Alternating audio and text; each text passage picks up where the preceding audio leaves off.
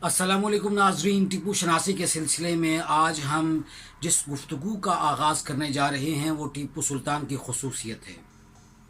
नाज़रीन इकराम, टीपू की खसूसियत जानने के लिए सिर्फ उसका एक मक़ूला ही याद रख लेना काफ़ी है कि गीदड़ की 100 साल ज़िंदगी शेर की एक रोज़ा ज़िंदगी से बेहतर है।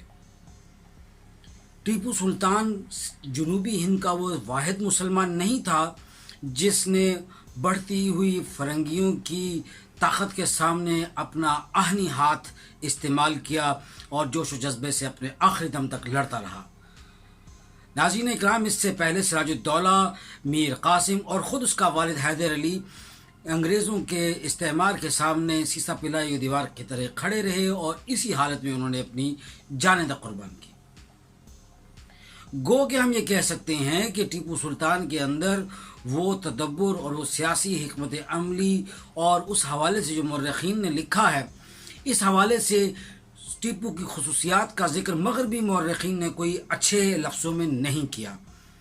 उन्होंने उसे कभी ज़बरदस्ती ख़त्ने करवाने वाला, कभी उसे एक सिर्फ जंगजू और ज़ालिम इंसान कहकर ही लिखा है।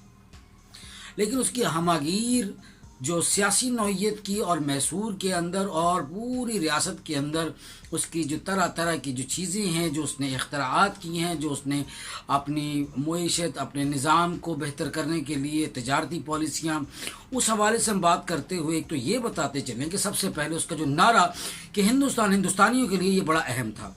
उसके साथ साथ हिंदुस्तान की आज़ादी के लिए जान की बाजी लगाई तो सिर्फ और सिर्फ टीपू ने लगाई, जिस जद्दोजहद के साथ, जिस कौमी हमीयत के साथ वो सामने आया, इस तरह हिंदुस्तान का और कोई लीडर सामने नहीं आ सका। उस वक्त के रहनुमा शायद अपने दाखिली रखना अंदाजियों के हाथों मजबूर थे और उन्होंने कोई ऐसा काम नहीं किया जिसको तारीख़ में याद रखा जाता। तो ये बाप बेटे के हवाले से एक बड़ी ही अहम बात है। और फिर जब हम कोई जनूबी हिंद के हवाले से बात करते हैं, क्योंकि अंग्रेज़ों ने पहले बंगाल और ऊद के इलाक़ों पर कब्ज़ा किया, और इस हवाले से हम एक ये भी बात बता देते हैं कि अंग्रेज़ों में तर्क मवल्लात की तालीम देने वाला पहला शख्स सिर्फ टीपू सुल्तान था, और ये रिवायत इसी ने ही डाली। इस हवाले से सहीफ़ा टीपू सुल्तान एक बहुत बड़ी किताब है, ये भी सुल्तान के मरने के बाद लिखी गई। लेकिन बहुत सारी तारीख़ हमें जो अंग्रेज़ों के हाथ से मालूम होती है, वो उनकी तो जो भी नवादरात थे सुल्तान के महल से वो लेके अंग्रेज़ अपने साथ बरतानिया चले गए, लेकिन जो उसके ऊपर तहकीक की ज़रूरत आज भी पैदा होती है, महसूस होती है। और इस हवाले से कर्नल विलिक्स ने कहा था कि वो अगर अपनी रियाया को तर्क मवल्लात की जो तालीम उसने दी है, ये उसने इसको बानी लिखा है, और फौजी अफसर दूसरे मुलाजमों के लिए पेंशन का कानून उसने वज़ा किया, ये कर्नल विलिक्स का कहना है। फिर ज़मींदारी के रिवाज को मनसूख करके किसानों को ज़मीन का मालिक करार देना, ये एक बहुत ही अहम फैसला था। यानी वसाइल की मुनसिफाना तकसीम, यहाँ पर इनकलाबी किस्म का शख्स हमें नज़र आता है। यही वजह है कि वो जैकोबन क्लब से भी मुतासर था, और इनकलाब फ्रांस के हवाले से उसकी खुसूसी दिलचस्पी, बड़ी बड़ी सनतों को यानी जो तिजारत को अपनाना और मुल्की तरक्की के हवाले से बैंकों का इजरा, और उस जो ग्रामीण बैंक है आजकल बिलासूद कर्ज़ों के हवाले से बांग्लादेश का बड़ा मशहूर और मारूफ, असल में ये टीपू की ही बैंककारी से मुतासिर है। फिर हम एक और बात बड़ी अहमियत से हम उसके ऊपर हम तबसरा कर सकते हैं कि कोऑपरेटिव सोसाइटियाँ उसने कायम की और रियाया को उनमें हिस्सा लेने की तरगीब दी।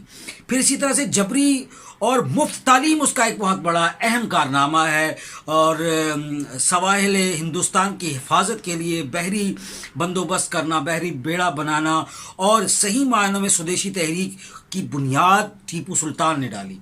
टीपू सुल्तान इस हवाले से एक इंतहाई अहम मुदब्बिर शख्स साबित हुआ। उसने कभी गैर मुल्की कपड़ा नहीं पहना, उसने कोई गैर मुल्की चीज़ इस्तेमाल नहीं की। आप अंदाज़ा लगाइए कि इस हवाले से बड़ी तहकीक दरकार है। मैं इस हवाले से दो चीज़ें तो बड़ी अहमियत के साथ आपको बताना चाहता हूँ। एक तो हज़रत टीपू सुल्तान रहमतुल्लाह अलैह की ये जो ज़िंदगी है, ये हमारे लिए बड़ी अहम मिसाल है कि किस तरह से कौमें बनती हैं। इसमें हम जो टीपू की ज़िंदगी के अगले मदारिज हैं, ये तो इशारिया है, इसमें आगे जाके हम उस पर मज़ीद बात करेंगे।